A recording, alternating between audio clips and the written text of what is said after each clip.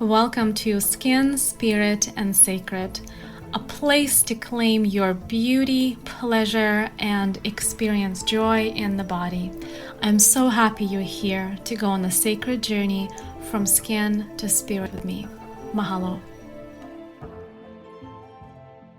Hey, Marina here. Welcome back. I am coming out of an incredible weekend of such potent launches, milestones for my own personal life, for business life. I am honored and really elated to be here with you, and also tired because the energetic and intentional output that just went into birthing what I have just put on into the world was immense. Ground and Be Free, my brand new book, is out. It launched May 11th. The 11th anniversary of MAHALO skincare is underway, and it was my birthday. The launch of the book, and this is what I quickly do a framework of this episode today. I would love to talk to you a little bit about the experience of launching a book, some incredible aha moments I've had, and then take you on a journey of experiencing grounding. And if you are coming to this episode podcast from the book, you can skip the introduction part and go straight to the practice. You can see in the timeline when that begins. I like to create containers and structures so you know what to expect from the experience. So Ground and Be Free, it has been such a potent and truly full of miracles journey for me as a self-published author, for this being a fully solo journey. It only happened with the blessings and the direction of spirit. There is just no other way this would have came out the way it did from the moment I started writing it, from the energy that I had to produce it, and what has transpired this weekend during the launch. We pre-launched it on May 10th in the evening when it went published on Amazon, and I've sent to a few of the MAHALO and intimate subscribers about, hey, the book is here.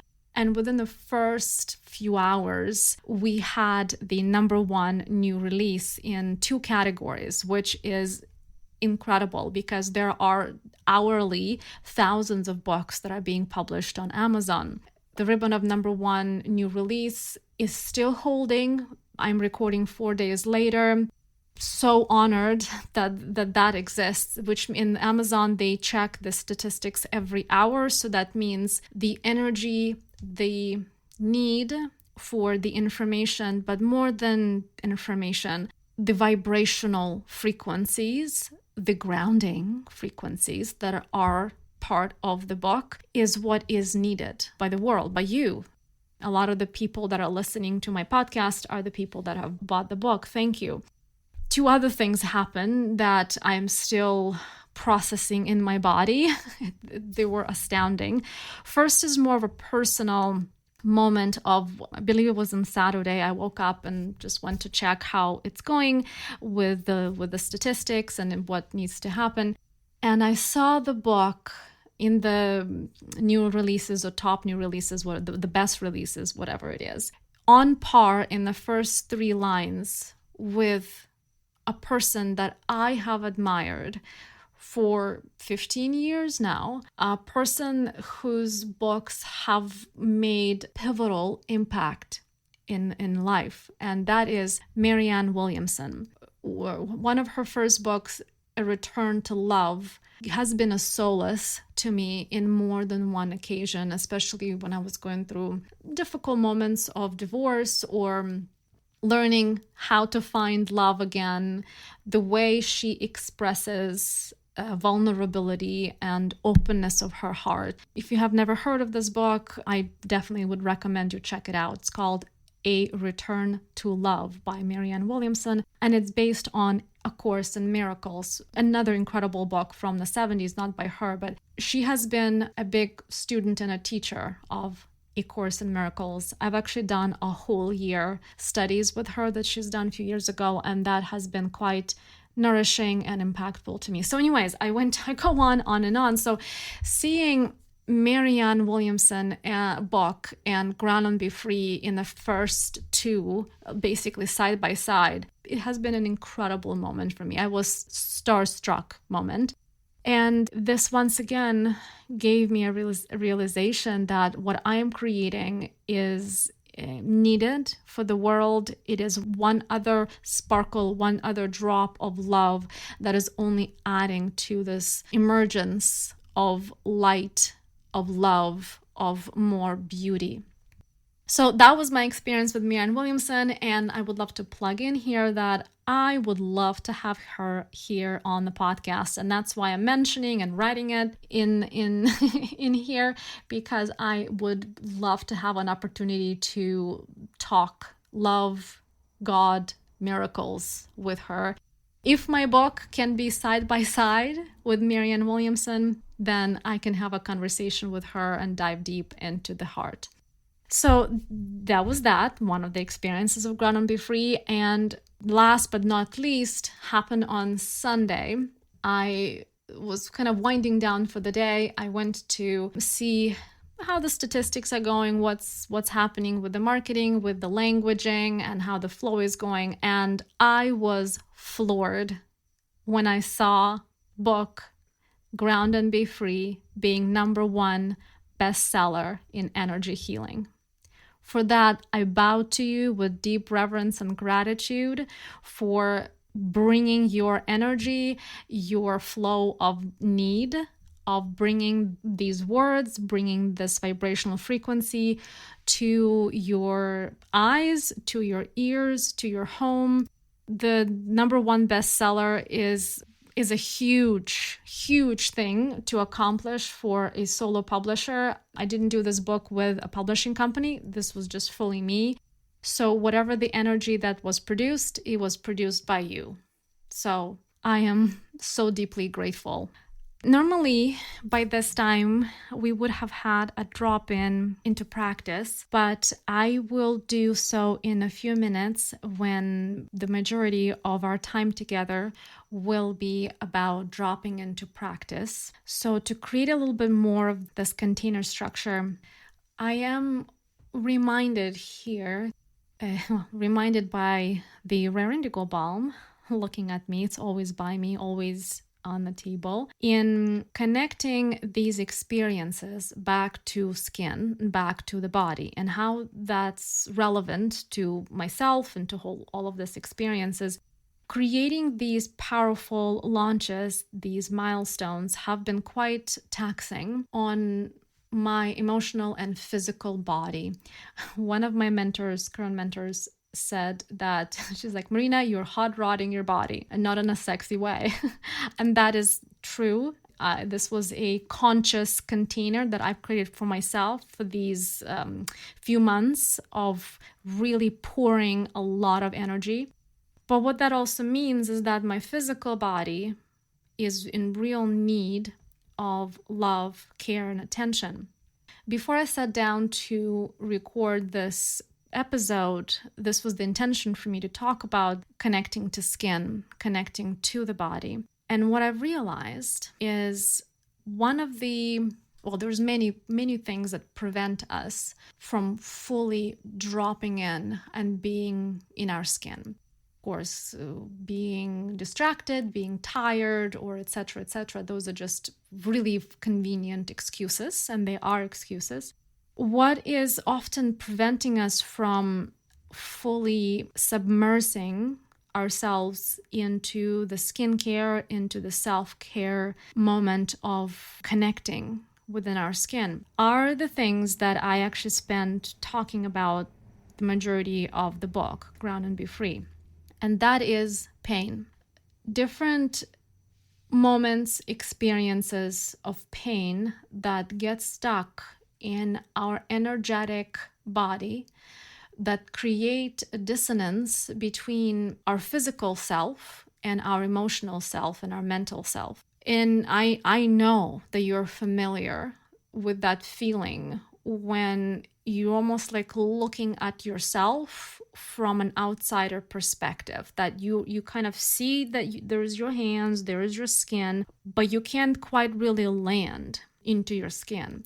I often talk about, this is the whole intention behind MAHALO skincare, is helping, well, me and people who come in contact with it to drop in deeper into our skin. But one of the elements that is, there's many of them, and one of them that I'd like to highlight now is that what's preventing us from really dropping in and embodying it are these pain, I call them pain confetti, that are floating around our energetic space. What I mean by that, let me quickly speak about what I mean by the pain confetti. So a great example, I think I give this in the book, is say you touch a hot pan that's on the stove, right? You touch it and it's hot. So initially you just recoil and you go, oh my gosh, that's hot. So what's happening in your mind, in your subconscious and energetic field, you create a little memo that, ouch, that hurts. So you begin associating. This is very simple. This is like teaching like a 3-year-old what you've done if you have kids. Touching the pan, it's going to hurt. So it created that tiny little dot of charged energy with pain in your space. This is actually done, and I speak about this in the book as well, called samskaras, which goes back to the ancient Indian philosophy. This is not a brand new concept. I did not come up with this. This is thousands and hundreds of thousands of years old. How these energetic pains are created in our body. And then the Vedas, they say that we bring them with us if we incarnate, if you believe into reincarnation. I digress. Let me come back to the pan. So you touch the pan, it's hot. Oh my gosh, you created this energetic, I call it a confetti. And now it's got stuck in your mental space and your energetic space and to the degree physical space. So next time, and that also serves you purpose. So next time you come to a pan, there becomes that slight little unconscious recoil from that pain picture activating and say, hey, that's the pan. Remember, we got hurt. Don't touch it again. And that's a very simple example. Bigger examples could be heartbreak. If you have fallen in love with someone, whatever happened, and then you were either gone through divorce or cheating, whatever the experience that is that caused you a deep heartbreak.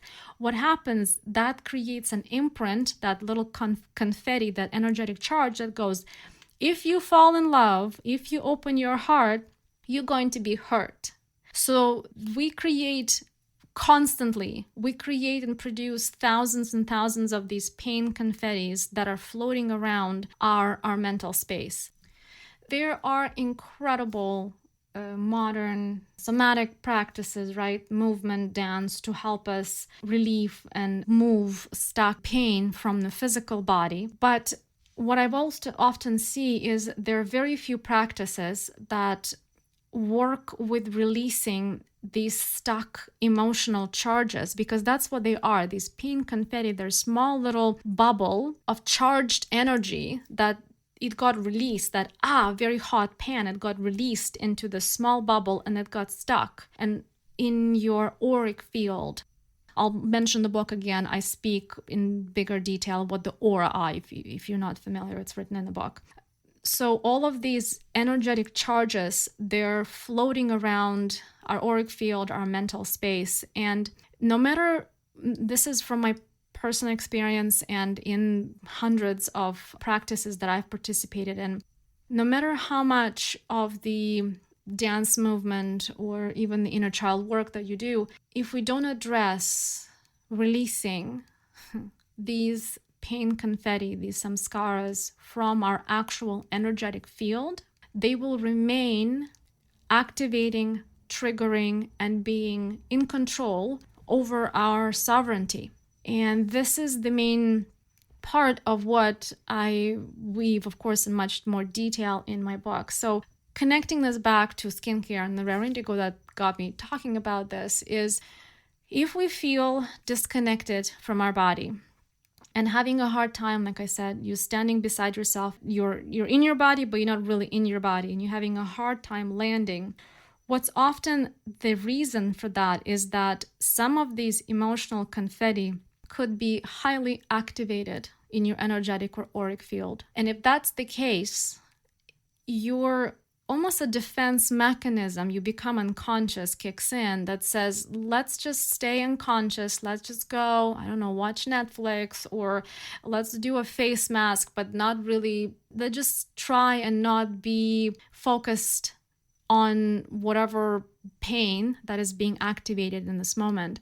So if you're noticing yourself that you're about to do a skincare ritual or whatever that's in your life that you're having a hard time dropping in, this is just my invitation to say, hey, don't be hard on yourself. All that is happening is that you have a fresh batch of pain confetti, of these triggered emotional bubbles that are ready to be released. And the more we have tools to release this energy charge, the more in control we become of our space, the more enjoyable our skincare rituals become, the more enjoyable our just life in general, the less reactive we become to our environment. And that's actually the gold nugget right there. We become less impacted by triggers. We become less influenced by what somebody said or how somebody looked at us, because these pain emotional charges, they no longer exist. So there doesn't create that charge, the plus and minus of the polarity.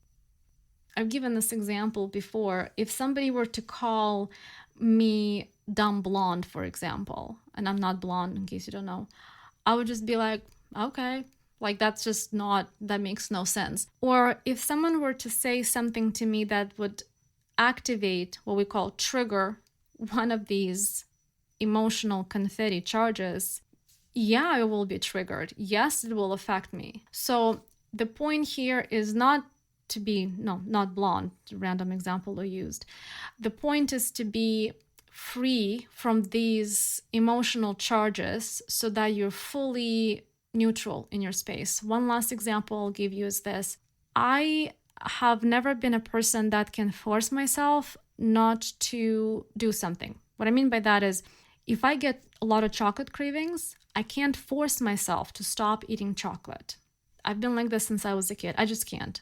I'm going to go and eat the chocolate and just be like, forget it. I don't care. What I've learned for myself is that what I need to do is to not want the chocolate. So with this example, I would drop in deeper and be, where is this craving for chocolate is coming from? Again, is it activating one of these emotional charges? Most likely it is. Which one? Oh, I'm craving sweetness in life. I'm craving sweetness in life, but there is an emotional, and it's often I do this more in practice. I can say, oh, instead of actually going for a hug from my beloved, there is a pain picture, there's that pain confetti charge activated and reminding me to say, hey, remember when you asked him for a hug and he was busy and he snarked at you? Don't do that. Instead, go have a chocolate, because that's the surest way to receive the sweetness. So then I go, oh, let me just sit down and practice, ground, release that memory, that energetic charge of him snarking at me. And then I can be in full neutral space of having sweetness in whatever forms I want. So then if I want to have chocolate, it no longer becomes that, oh my God, I must have chocolate or I will die. It just be like, oh, let's have a chocolate. Or be like, oh, I want to have sweetness of a connection and expression with my beloved. And even if he is busy and if he will be snarky at me, I could be like, oh, that's okay, my darling. I understand you are tired. I can go get my sweetness somewhere else.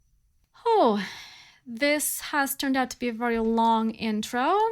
Thank you for staying with me.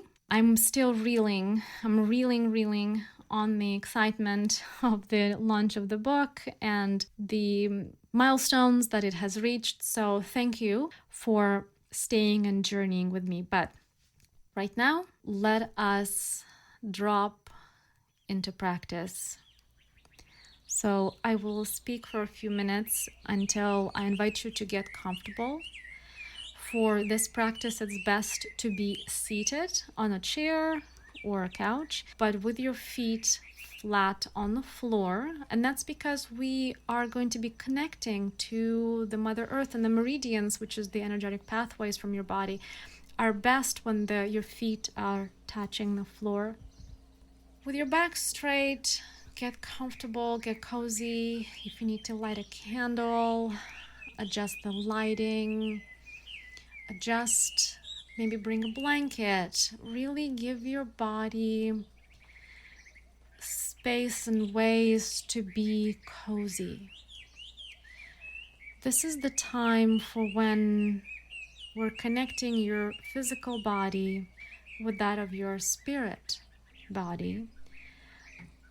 And the cool thing with this practice is that this is non-denominational. It doesn't matter if you believe in divine God or if you're an atheist or agnostic. It doesn't matter.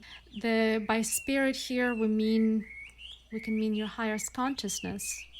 For me, as you heard in the previous episodes, spirit, higher self, is the connection to the greater realm. So as you get cozy, let us take a deep breath and exhale. Breath, first of all, in all practices, ancient practices, is one of the first gateways into healing. In Hawaiian, breath is ha, H-A. It's breath of life. And Hawaiians, for them, the divine is ha. Actually, in the word mahalo, the H-A part of it is being in the presence of the divine. So as we sit and we enjoy these conscious breaths, I invite you to put your attention on your breath as a way of connecting to the divine, to something that is greater than you, whatever that means to you. It could be nature, it could be the life-giving force that is breath, that is air.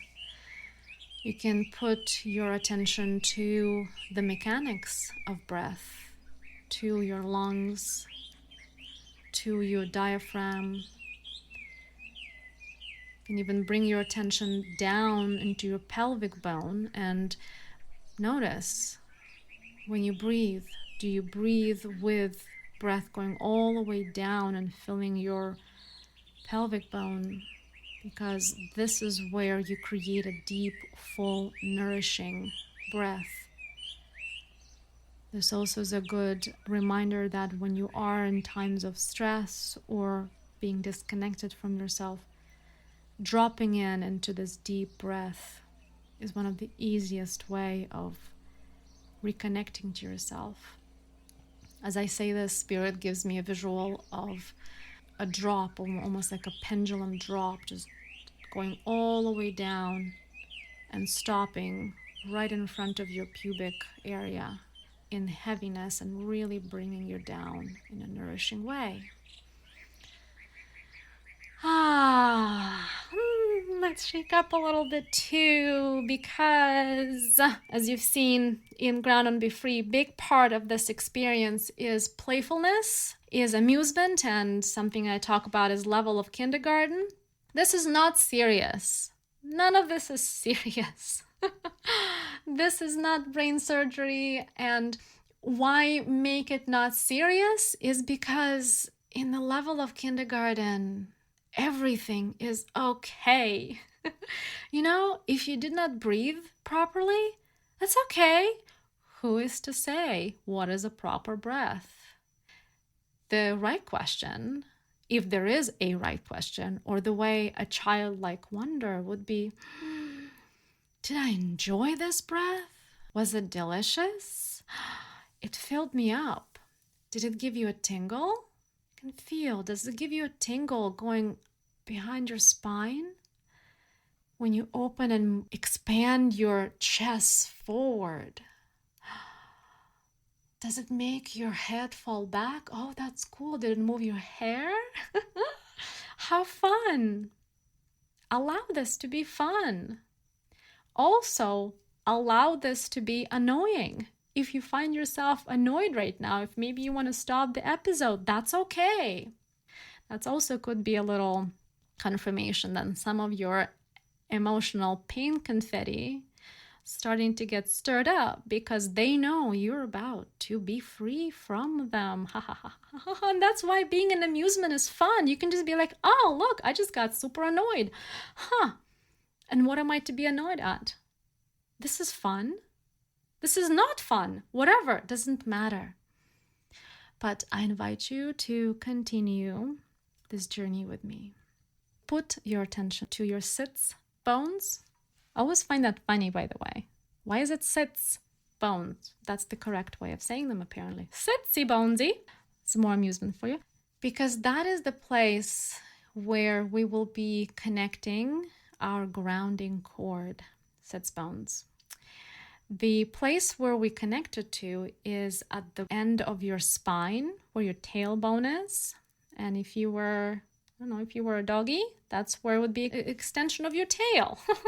Or in more sciencey ways, at the root of your first chakra. And chakra is a Sanskrit word for wheel. So it's a spinning wheel of energy. We're not going to go much into that. We have thousands of chakras around our body. But there's 7 main ones. So the first one is right at your, you guessed it, sits bones.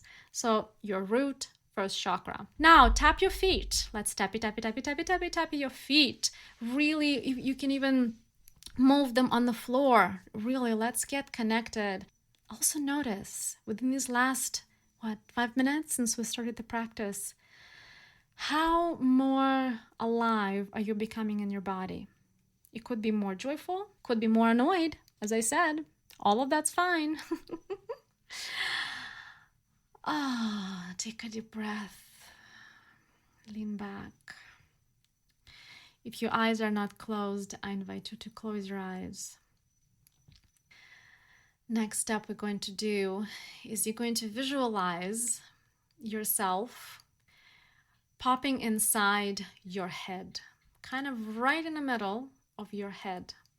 You can even stand right kind of behind your eyes. So with your eyes closed, you can imagine yourself seeing as if you have this big control center, which it is, in the center of your head.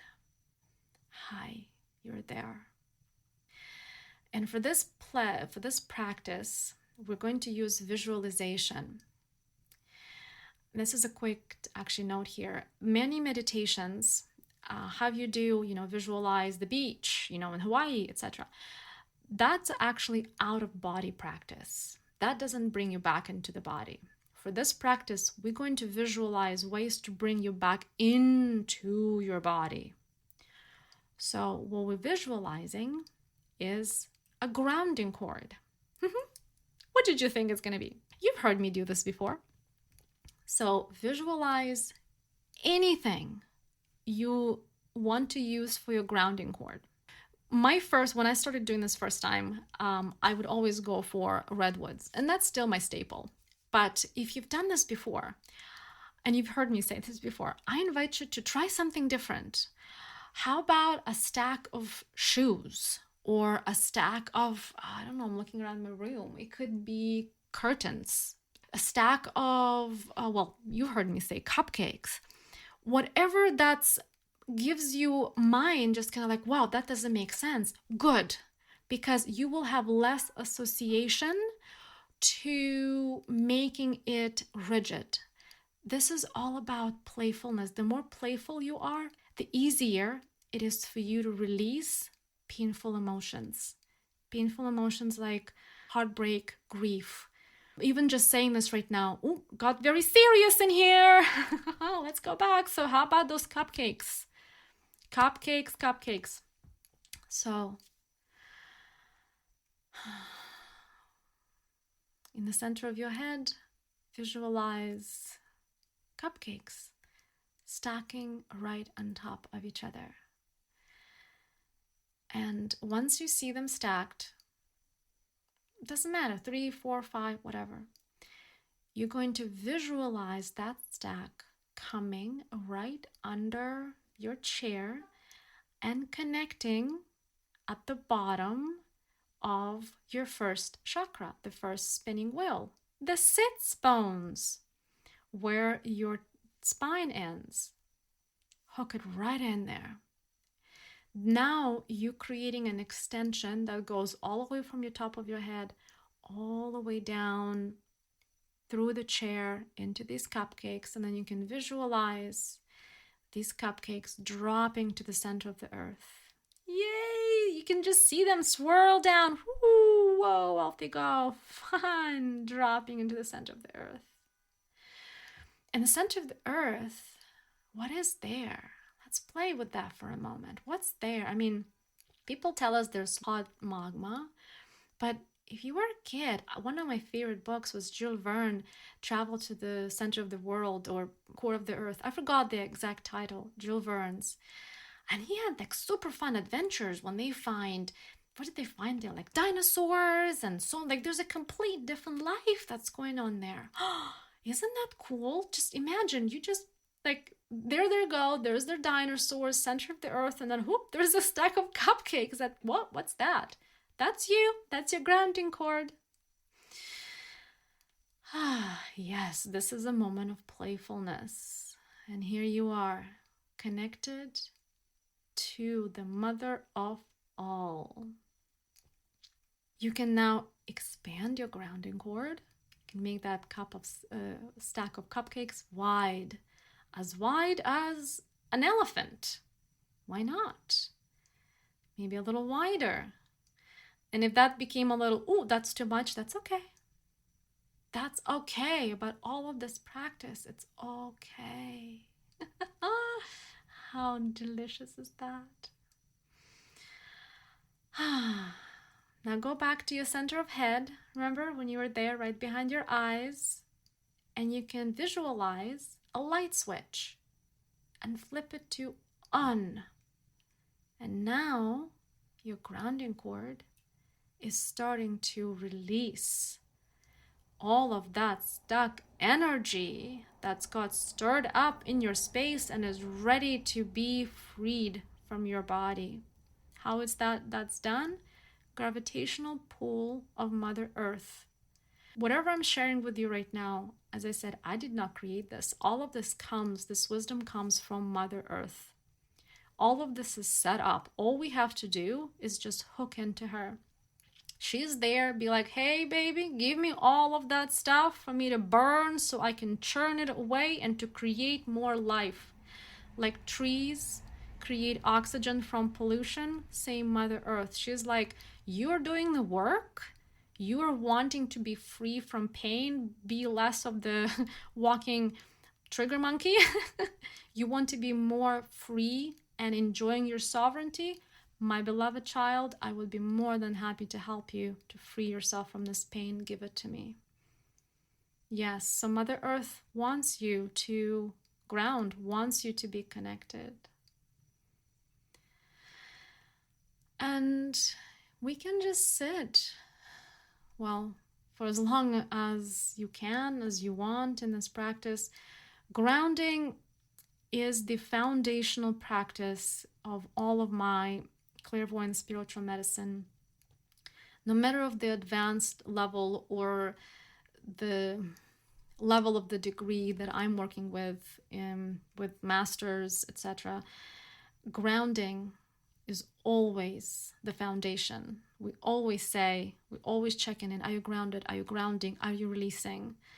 Because the more we stir up, the more we connect to spirit, the more we step in to our light, the more of pain we will shake up in our space to release. So all this is a shower, is a hygiene, is a way for you to be free, is to constantly, there's so many allegories they can do, exfoliating your skin, clearing your spirit, taking a spiritual shower. This is what grounding is. The next step for that is to ground each of your aura layers. And I will do this quickly, assuming you have read more in the book, what I speak about aura layers. And if not, I do invite you to look into that. So As you sit and you're grounding and your grounding cord is now wide, I love that example Spirit gave me just now of the elephant. You can now start visualizing and seeing the aura layers around you. And the aura bubble is usually advised to be comfortably within 2 feet from our body, or about, actually, if you stretch your arms out both ways, that's kind of like how far your aura should be from yourself. You can bring it closer to yourself or push it out if it's been too close. And the more you work with this, the more it will actually make sense. For now, you can just do this and be like, what am I doing? I'm just moving my arms around, and that's okay. Who is there to see? You're exercising. You're doing some musculars. So the auras, they go like the onion layers. You can see the first aura layer. You don't have to see it. You can just imagine it as well, but visualize it. Your first aura layer, and you can tuck it into your grounding cord. Second aura layer, tuck it in like a shirt into your grounding cord. And continue doing the same for the third, fourth, fifth, sixth, and seventh. And if this is too much, that's okay. That's absolutely okay. We'll work with that more later. For now, this was just your introduction into grounding of the aura layers, and a little bit more deeper and nourishing introduction into the actual grounding practice. So this episode is a little bit different from the other Skin, Spirit, and Sacred, but in light of the Ground and Be Free being born, and me being in a very mixture of playful, tired, elated frequency, this is what has come through me for this creation. So I invite you to practice grounding as much as you can. The cool thing about this grounding cord is it usually works for 24 to 48 hours once you plug that into your body. I go into details in the book about how you can refresh it, how you can change it, or just simply create a new one whenever you're ready. You can ground yourself. You can ground your electronics. I ground my dog, Luna. I ground my partner. I ground my mother often. And a quick note to that, grounding other people and situations around you does not interfere with their free will. That's very important. In clairvoyant work, we do not interfere with the free will of another person. This is also a slight segue. In my spiritual medicine readings, I don't do fortune telling because that's interfering with free will of yourself and another person. So when you ground someone, you simply help to discharge whatever is the external triggers, pain pictures, pain confetti that are ready to be released. The internal work for that person is for them to do on their own. But you can ground if you feel a tense situation. If you're walking to a post office and you see people arguing, you can create a bubble and just visualize it being grounded. And all you're doing is just discharging. It's kind of like opening a window. You're discharging the stuck energy that's there. Whatever is the internal and people that are arguing, that's their work, but you're just discharging the energy around them. When I ground my pet Luna, since I've mentioned it, she has epilepsy, so grounding her helps her actually, ground that electrical overcharge that is running through her body, that too much of that energy that's in her space, so she becomes more calm. Actually, when I began grounding her, 2.5 years ago, her seizures have really decreased. It's been quite incredible. But I must wrap up because I've been talking for quite a while now. I would like to invite you to notice for a few days as you ground what is true, what is coming up true in your physical body, in your emotional body. As you ground, how much more closer and connected you are to the voice of your body, to the voice of your, skin. How are your skincare rituals? And if you are a man, I know we have lovely gentlemen that listen to that podcast, How is your relationship to skin? When you shave, when you wash your face, when you wash your hair, how is that connection? Is there more ways of mindfulness that is being awoken as you are grounding and creating the space to be more in your sovereignty? For this episode, there will be no poem. I will leave connection to beloved Khalil Gibran to our next time together. And to conclude, I would like to invite you to connect with me if you're so inspired. I would love to hear if you have questions. Perhaps if you have people you'd like to hear me interview. One of them, as I mentioned, I want to talk to Marianne Williamson, or if you have somebody else, please let me know. Send me questions. You can do a voice note and email it through our website, mahalo.care. We have a contact form there.